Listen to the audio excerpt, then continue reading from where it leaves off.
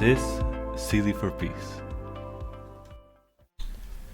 Last March, the president of the International Committee of the Red Cross, Peter Maurer, visited Moscow.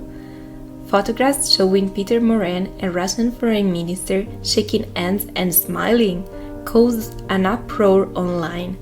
Many commentators and journalists from Ukraine and beyond began questioning the role of an organization like the Red Cross.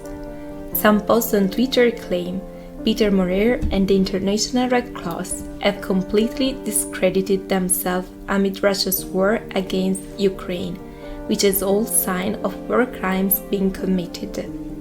Ukraine's parliament vice speaker appealed to the Red Cross not to open an office in Rostov, the Russian city close to the Donbass, pointing out that the group's funding came from individuals seeking to help Ukraine and not Russia.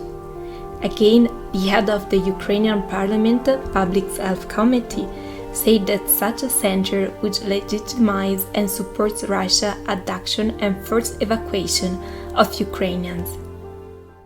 Was the Red Cross acting differently than it always has? This is Emanuela and welcome to the 4 Minutes for Peace podcast series. In this episode, we will be delving into another aspect of what we work here at CD4Peace, which is peace building. Stay tuned to know more about neutrality in humanitarian actions. Since its creation in 1863, the Red Cross has been the custodian of international humanitarian law. Its mandate includes as core principle humanity, impartiality, neutrality, and independence.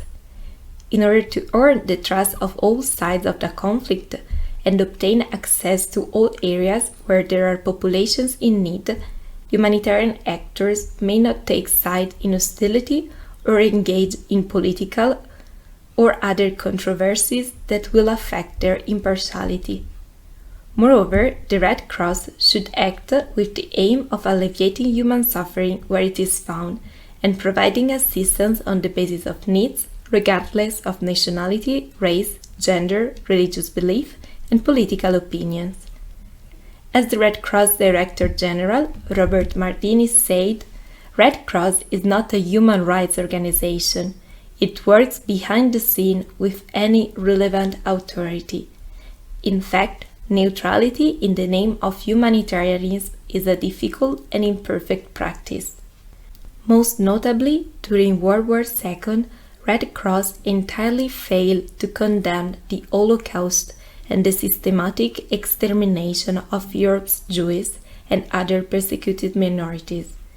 An example that stands out is the Red Cross 1944 Ternistand camp visit, which was a grotesque fraud perpetrated by the Nazis to conceal their mass murder. The organization described it as its greatest failure. But this does not prove that Maurer's handshake with Lavrov was anything more than the price the Red Cross pays to be able to provide humanitarian relief operation in this war. The alternative, which is a refusal to deal with Russia, would mean that the organization would lose its seat at the table and would be unable to continue life-saving work on the ground. Finally, the Red Cross dilemma of neutrality brings us to a broader debate between humanitarianism on one side and human rights on the other hand. What should predominate, the urgency to save as many lives as possible now, or a consistent human rights stance that protects people in the long term?